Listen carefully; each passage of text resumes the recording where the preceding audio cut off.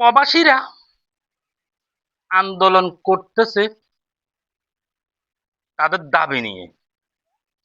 তাদের দাবিগুলো বাংলাদেশ গভর্নমেন্ট মানে নিলে তো চলে। তাদের বিরুদ্ধে যে আইন করা হয়েছে এটা আসলে কিন্তু আমি আমার পছন্দ হলো না।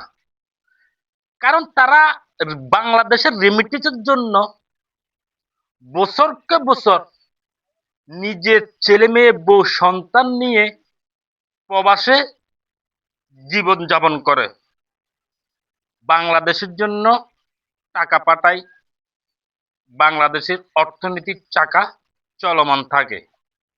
কিন্তু তাদের জন্য যেই আইনগুলো প্রয়োগ করা হয়েছে এটা কিন্তু আসলে উচিত হয় নাই, সেটা আমি আমার দিক থেকে বলতেছি।